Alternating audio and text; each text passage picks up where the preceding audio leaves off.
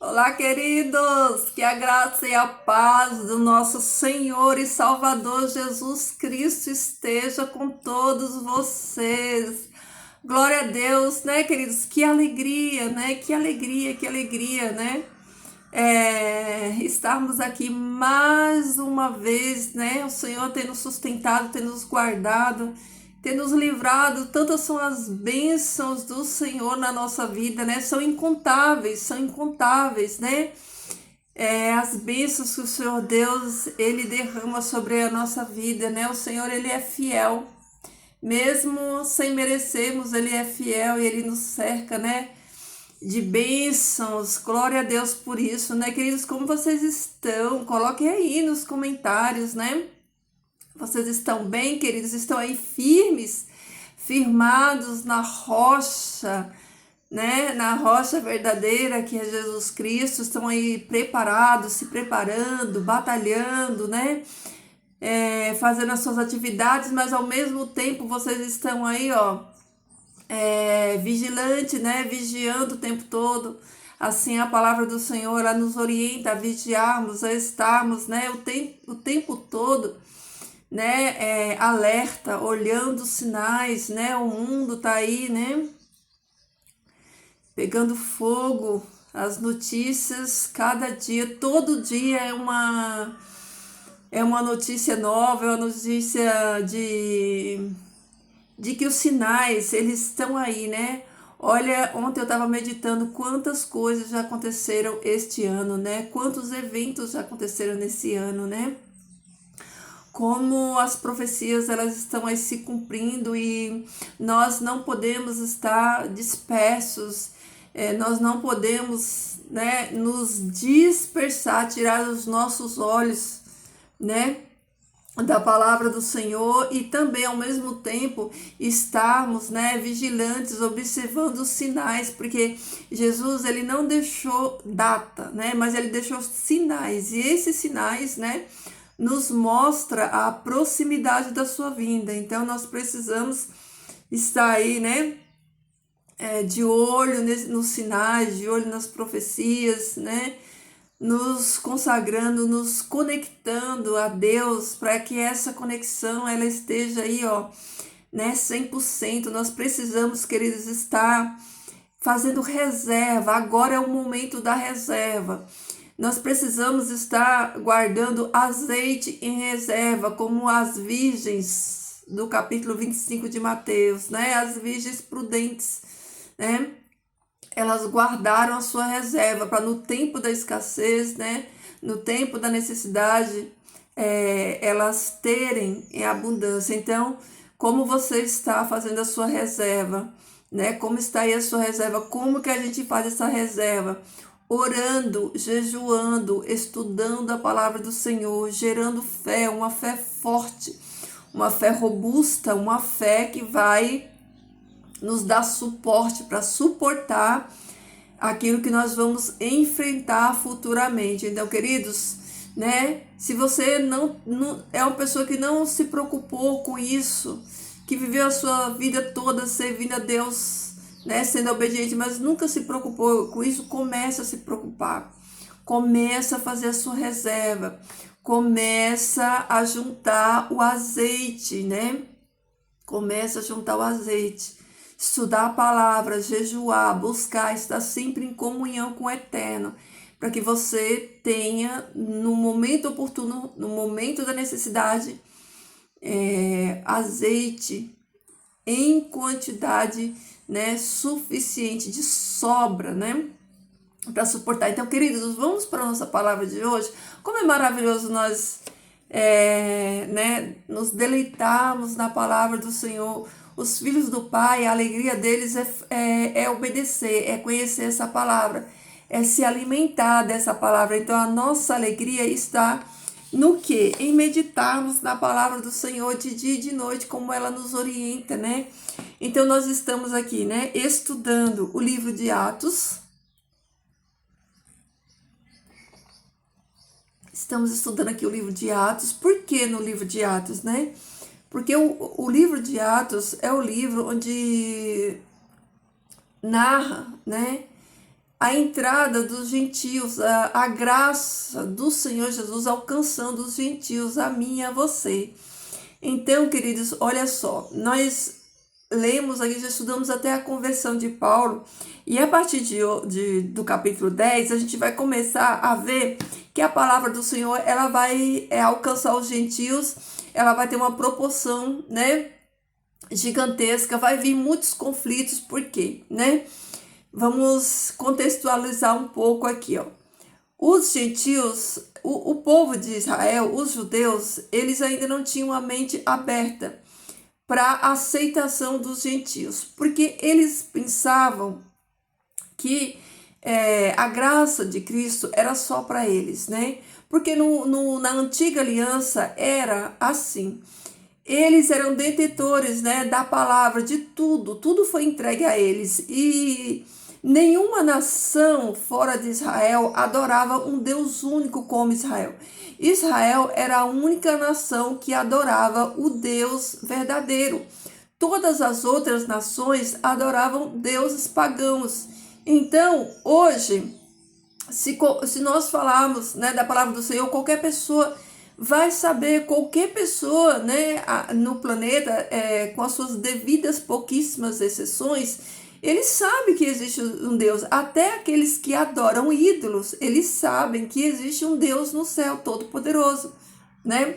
Mas nesse tempo aqui, essas nações pagãs, eles não conheciam Deus. O Deus que nós conhecemos, o Deus Criador do universo, para eles era um Deus desconhecido, né? Como a gente vê o relato que a gente vai ver mais para frente, né? Em Éfeso, quando Paulo chega lá e tinha um altar, um Deus desconhecido. Então, eles não conheciam o Deus de Israel, né? O único Deus verdadeiro. Eles eram adoradores de imagem.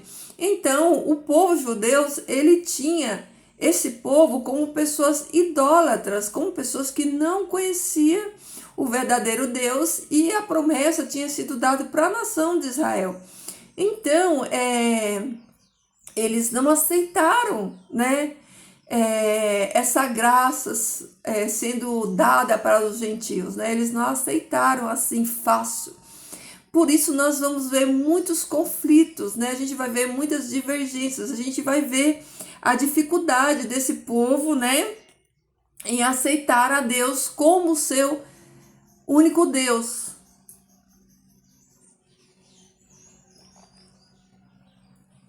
Então, em Atos 10, né, a gente vai ver, né, a mão de Deus, a graça de Deus alcançando os gentios. Até aqui era dentro de casa, era aquilo que eu sempre venho falando aqui nos vídeos. Se você não assistiu, volta aqui, ó, nos vídeos anteriores para você ter um melhor entendimento. Então eles estavam arrumando a casa, porque o Senhor Jesus disse que a mensagem precisaria alcançar primeiro os de casa e depois os confins da terra. E ontem a gente viu que Paulo, ele foi escolhido, chamado com um propósito específico para alcançar os gentios, né? Em primeiro lugar os gentios, mas também a reis e os judeus também. E olha que incrível, queridos, o Paulo, aquele apóstolo Paulo que saiu com cartas para perseguir e matar o povo do Eterno, agora ele escreve cartas para salvar, para educar e para discipular, né, os filhos do Eterno. Olha que contraste maravilhoso na vida deste homem, né? Antes ele saiu para Damasco, né, com cartas para prender os seguidores, né, de Yeshua, o Messias, né? Yeshua é Jesus em hebraico.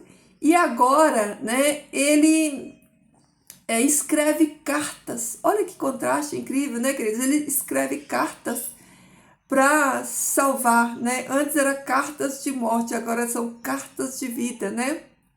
Que impressionante.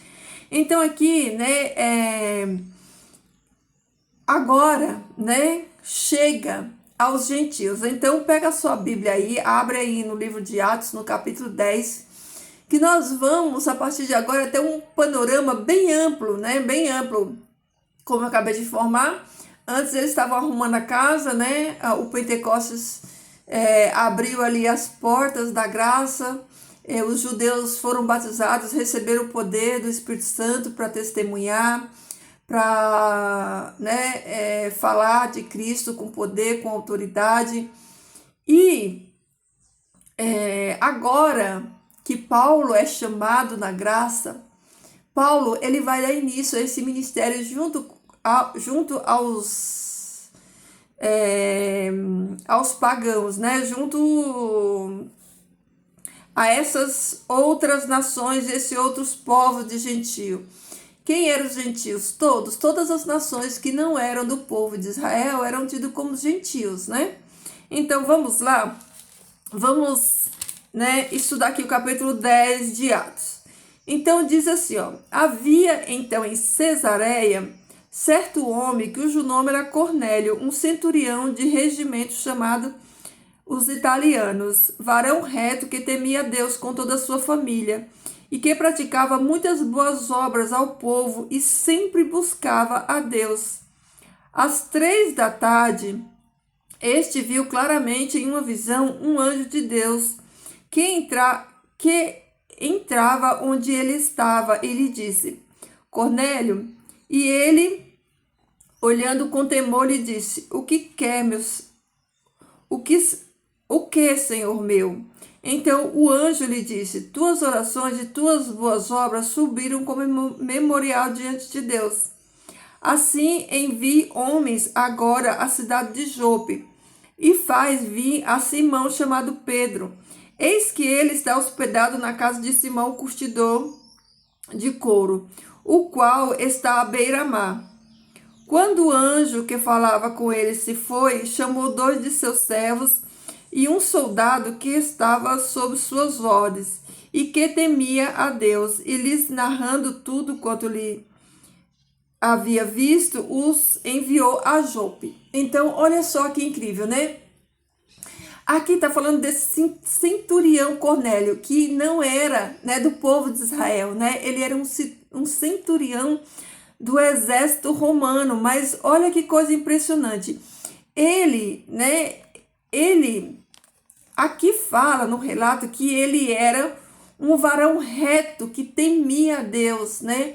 Alguns desses pagãos, eles não praticaram a circuncisão, mas eles adoravam, né? Respeitavam a Deus, como o caso de Cornélio, né? Aqui diz que ele era reto, temia a Deus com toda a sua casa.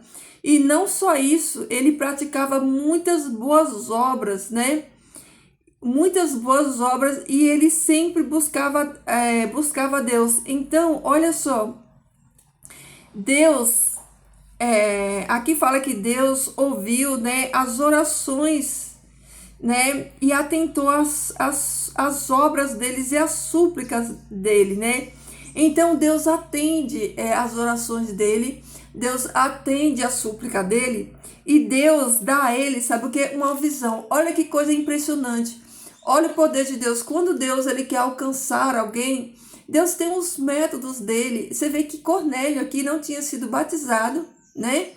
Cornélio aqui, apesar de tudo isso, ele tinha fé em Deus, ele não tinha recebido ainda o batismo do Espírito Santo, mas Deus, ele deu uma visão para ele, né? Ele deu uma visão, né? Olha só, para a gente sair da caixinha religiosa de muitas pessoas pensarem que Deus ele só usa pessoas específicas dentro de um contexto específico. Não, Deus usa quem ele quer na hora que ele quer. Deus usa o instrumento que ele quer para fazer a vontade dele, né? Veja que Deus aqui, ele dá uma visão, né? Onde um anjo aparece para ele e pede que ele mande buscar a Pedro lá em Jope. E olha só que incrível a continuação dessa visão, né? Agora, quem vai ter uma visão é Pedro. Olha aí, ó. No dia seguinte, enquanto eles iam pelo caminho e se aproximavam da cidade, Simão subiu para orar no terraço às 12 horas do dia. Era comum aos judeus orarem, né? 6, 9, meio-dia, 3 horas da tarde, 6 horas da tarde. Como eu disse para vocês, eles continuavam praticando, né, os mesmos atos, né? Eles continuavam praticando os mesmos atos. Então era costume deles, era costume de Pedro estar lá fazendo essa oração. E sentindo fome, desejava comer. E enquanto lhes preparava algo, experimentou um êxtase, né? Uma visão. E via o céu aberto e algo amarrando nos quatro cantos, parecido com um grande tecido que baixava do céu à terra, no qual havia toda classe de animais, quadrúpedes, répteis e aves do céu. E veio a ele uma voz que lhe disse: Simão, levanta-te, mata e come. Mas Simão disse: De modo algum, Senhor meu, jamais comi algo impuro ou imundo. Novamente a voz veio a ele uma segunda ocasião: E ao que Deus purificou, não o tenhas tu por impuro. Isto ocorreu 3 vezes em seguida, e o tecido foi levado ao céu. Isso ocorreu 3 vezes. Por quê? Para confirmar, foi a confirmação, né, daquela visão, daquilo que o Senhor Deus ele estava querendo mostrar para Pedro, né? A lição que o Senhor Deus ele queria dar para Pedro naquela visão que ele estava tendo. Por quê? Porque os judeus, ele tinha os gentios como imundos, né? Imundos. Então, Deus usa a imagem de animais imundos, né? Para trazer essa lição para Pedro, para que ele não considere os gentios como imundo, né? Aqui no final da passagem a gente vai ver claramente isso, né? Pedro vai entender que Deus ele não estava falando aqui de comer ou não comer, né?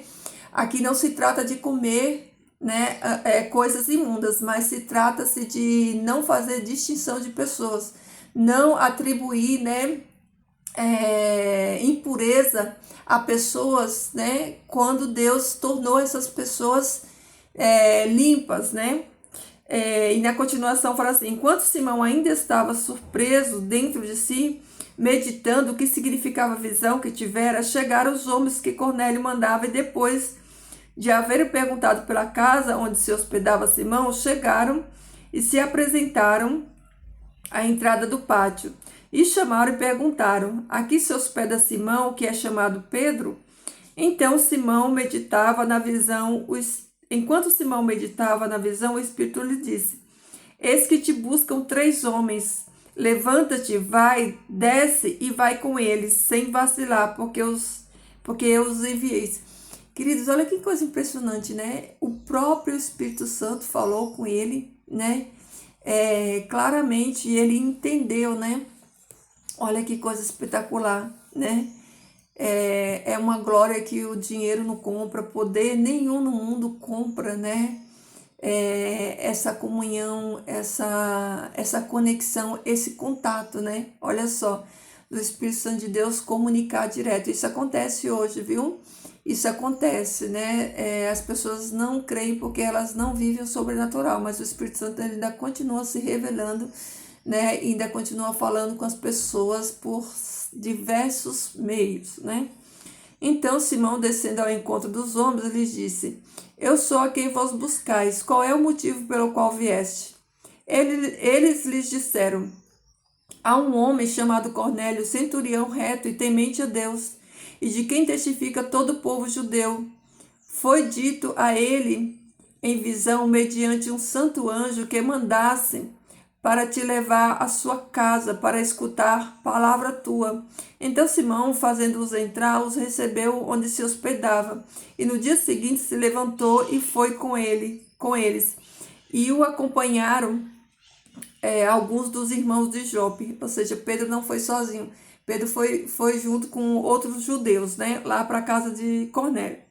Então, no dia seguinte, entraram em Cesareia, e Cornélio os esperava, reunido com todos os seus familiares e também amigos íntimos que ele possuía. Queridos, olha que coisa impressionante aqui, ó.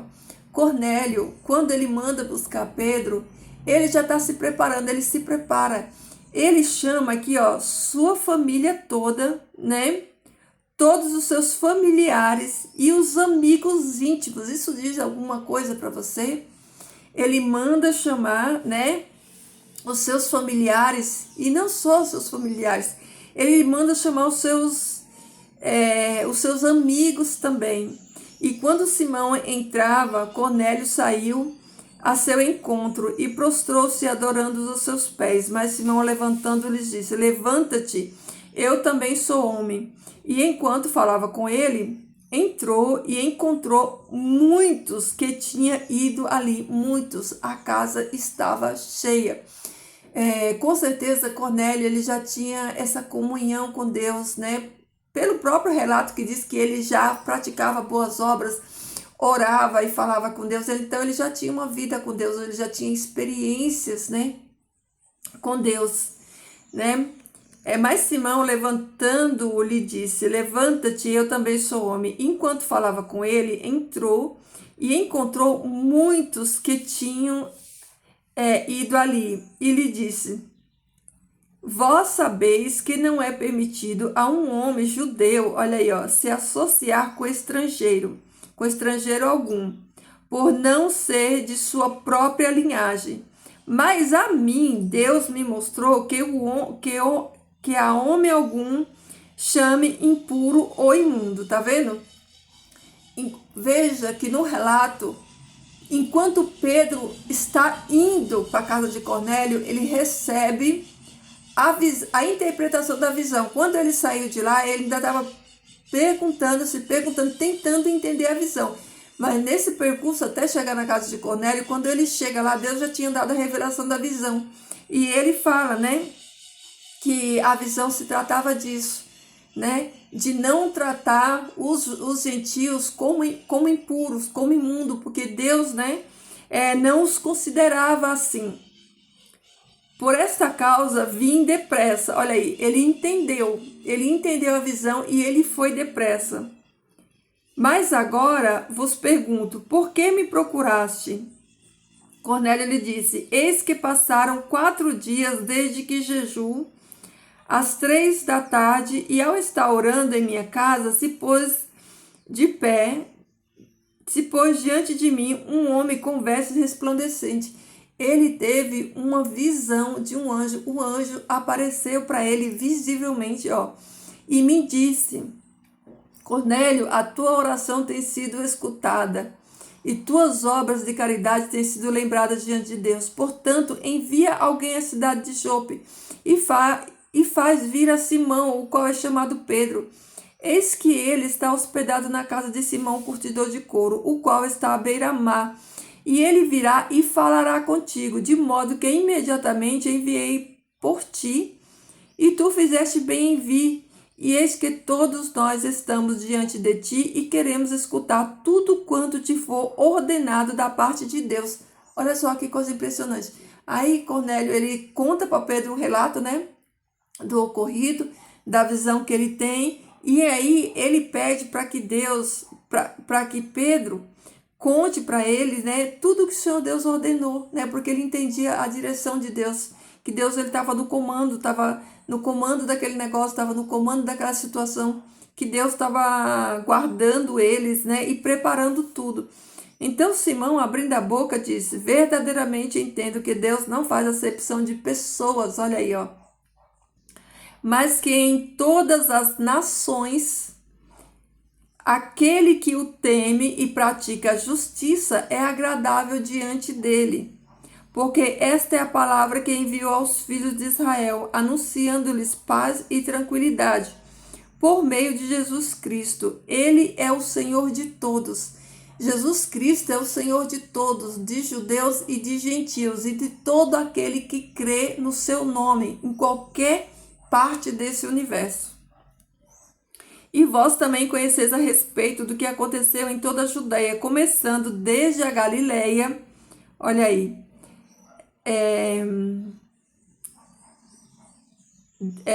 Aconteceu em toda a Judéia, começando desde a Galileia, depois do batismo que proclamou João, acerca de Jesus de Nazaré, a quem Deus ungiu com o espírito de santidade e com poder. Ele é quem andou curando os oprimidos pelo maligno, porque Deus estava com ele. e nós somos testemunhas de todas as coisas que realizou em todas as regiões da Judéia e de Jerusalém. E este mesmo, os judeus o cravaram numa cruz, matando-o. E a ele, Deus o ressuscitou ao terceiro dia e lhes concedeu ser visto claramente, mas não a todo o povo, mas a nós, o que fomos eleitos por Deus para sermos suas testemunhas, que comemos e bebemos com ele depois de sua ressurreição dentre os mortos. E nos ordenou pregar e testificar ao povo que este é o que foi designado por Deus como juiz de vivos e de mortos. E a seu respeito, todos os profetas testificaram que todos os que creem em seu nome receberão perdão dos seus pecados. Então Pedro, ele prega Jesus, ele prega aqui, que Jesus, foi enviado por Deus para salvar os pecadores. Então ele prega aqui, ele dá testemunho e fala que eles viveram com Jesus, que eles foram testemunho do milagre da ressurreição de Jesus, da vida de Jesus, E olha só que impressionante. Sucedeu que enquanto Simão falava essas palavras, o Espírito Santo repousou sobre todos os que estavam escutando a palavra, de modo que estavam maravilhados e admirados os irmãos da circuncisão, ou seja, os judeus, que foi junto com ele lá para Jope, que vieram com ele, pois o dom do Espírito Santo também se derramava sobre os gentios. Até aqui, os gentios ainda não tinham recebido o dom do Espírito Santo. Até este ponto aqui, o Espírito Santo só tinha sido dado aos judeus. Só os judeus tinham recebido o Espírito Santo.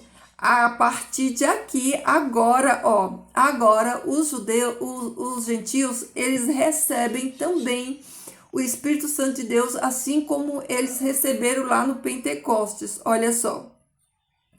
Porque os escutavam exaltar a Deus, falando em diversos idiomas, algumas versões falam de diversas línguas, aqui na minha de diversos idiomas. Então disse Pedro: pode por acaso alguém negar a água para que sejam batizados estes que receberam o Espírito Santo do mesmo modo que nós? Em seguida lhes mandou que se batizassem no nome de nosso Senhor Jesus Cristo e lhes rogaram que permanecesse com eles alguns dias. Queridos, olha só que impressionante. Veja que com os gentios aqui foi o oposto, Os discípulos primeiro foram batizados na água e depois eles receberam o Espírito Santo. Aqui não. Primeiro eles foram batizados no Espírito Santo. Eles receberam primeiro o dom do Espírito Santo e depois eles foram batizados nas águas. Lembra que eu falei que não é uma regra? Então aqui foi o oposto. Então, queridos, foi a partir daqui, de Atos 10, que os gentios receberam, a mensagem e que receberam o batismo do Espírito Santo de Deus. E veja que o mesmo Espírito Santo, a mesma forma que os discípulos foram batizados com as línguas, os gentios também foram batizados, Os judeus lá no Pentecostes foram batizados com línguas, receberam línguas, dom de línguas. E aqui, os judeus, os gentios receberam o mesmo batismo. Eles receberam os dons das línguas, os dons de língua. Então, aí, queridos, já começa, Começa a expansão do reino, a expansão da pregação do Evangelho de Cristo. Os judeus receberam primeiro e agora os gentios também recebendo o Espírito Santo, e a partir daqui, esse Evangelho ele vai se propagar, mais pessoas vão receber esse dom de Deus, vão receber esse batismo no Espírito Santo de Deus, essa força capacitadora, para que eles dê continuação e esse evangelho do reino, ele venha se expandir, venha crescer e venha alcançar, todos os confins da terra, como Jesus falou com eles, antes de subir, primeiro Jerusalém, Samaria, né? Galiléia, Samaria e depois até os confins da terra. Então, na sequência, aqui, ó, já passou Jerusalém, Judá, Samaria e aqui, ó, tá chegando aos gentios. Para a partir dos gentios, né? E dos judeus que vão ser espalhados, né? Aí na diáspora, essa propagação do evangelho ela seja abrangente e acabe alcançando, né, o mundo inteiro.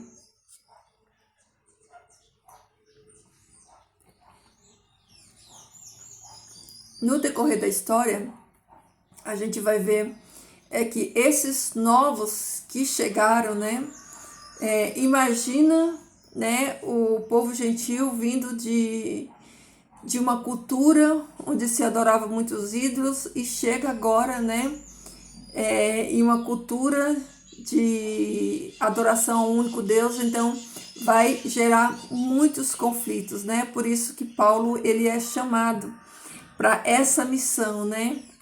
Essa missão com os gentios. Por isso a gente vai ver na igreja de Coríntios, né, tantas dificuldades, tantos questionamentos, tantas dificuldades que Paulo teve com eles. Por quê? Porque eles vinham de uma cultura totalmente oposta à cultura judaica. Então, ali houve um choque cultural, né? Um choque cultural.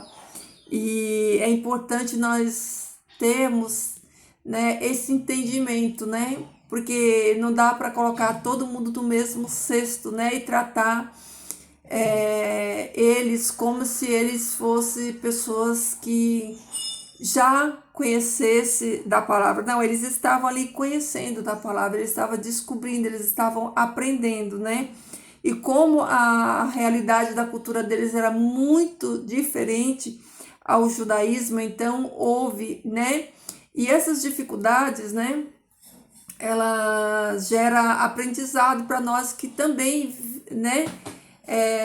Vivemos em uma cultura, né, onde hoje as pessoas elas não adoram ídolos, né, como no sentido assim, como eles adoravam, porque os ídolos hoje eles estão camuflados, né, eles estão disfarçados, eles ainda estão aí, né, os ídolos eles ainda estão aí sendo adorados, só que agora de maneira diferente, né.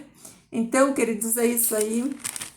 Essa é a nossa palavra para meditarmos hoje, né? Amanhã nós vamos continuar, tem muita coisa para aprendermos, né? A palavra de Deus, ela é inesgotável, inesgotável é a palavra de Deus. Você vai estudar a vida inteirinha e você nunca vai estudar ela por completo, é inesgotável, né? Então, é cada dia um pouquinho. Mas a gente tira muito aprendizados, muitas lições daquilo que é o correto e daquilo que não devemos fazer, que não devemos praticar também, tá bom? Então, medite nessa palavra, a graça de Deus, ela alcança todos, né? Não, essa passagem não se trata de animais, de comer ou não comer, trata de não considerar impuro aquilo que Deus purificou, né? Não julguem, né? Não julgue as pessoas segundo a sua ótica, né? Julgue as pessoas segundo a ótica divina, segundo a ótica de Deus, né? Para os judeus, aqueles gentios, eles eram tidos como pessoas impuras e indignas da graça de Cristo.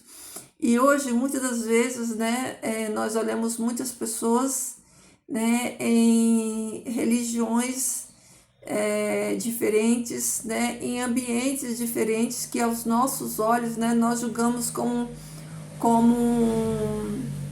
pessoas improváveis para o reino, mas Deus, ele é o Deus de todas as chances, Deus, ele é o Deus de todas as misericórdias, ele alcança qualquer pessoa que se deixe ser alcançado, qualquer pessoa que tem um coração temente é alcançado por ele. A graça de Deus, ela alcança pessoas inimagináveis, né?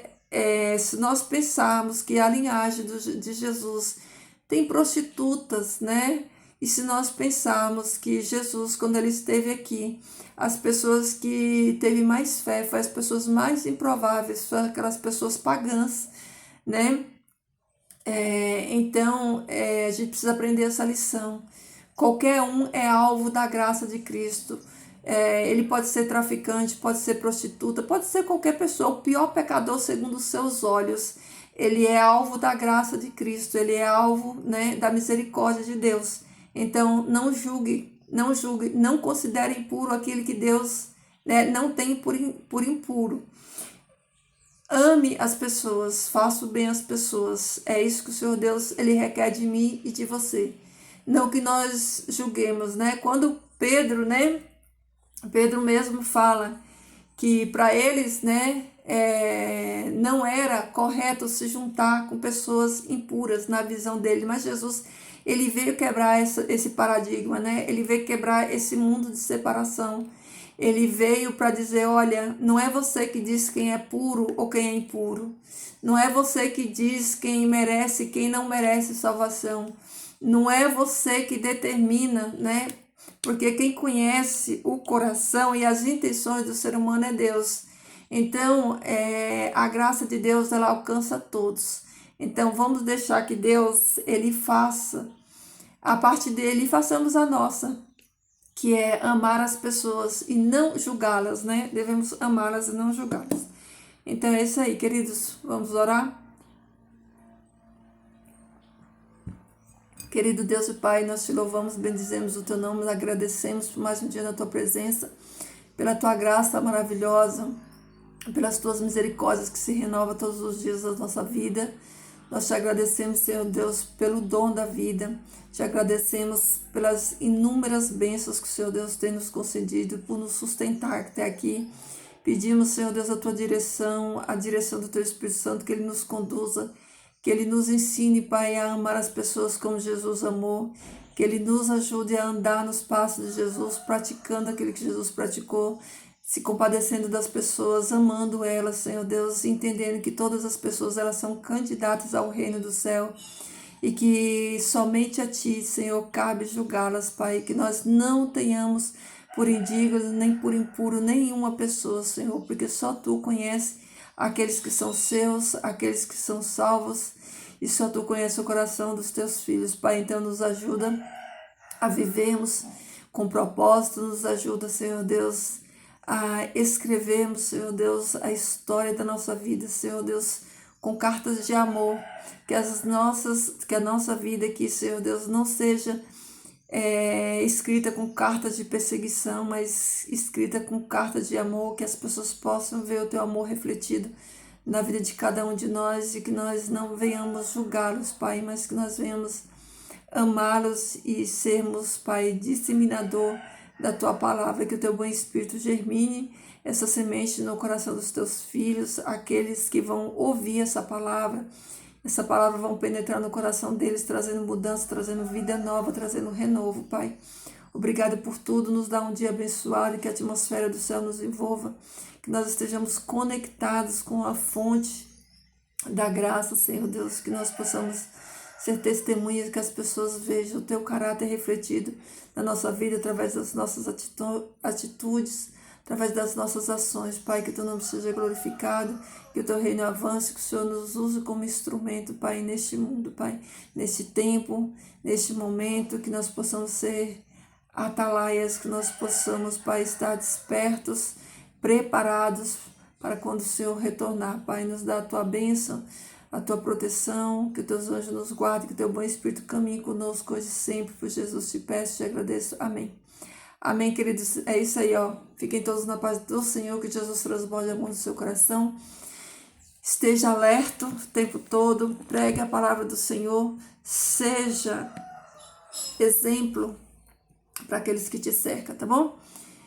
Deixa aí o seu comentário, o seu like. Fiquem todos na paz do Senhor, queridos, e até amanhã.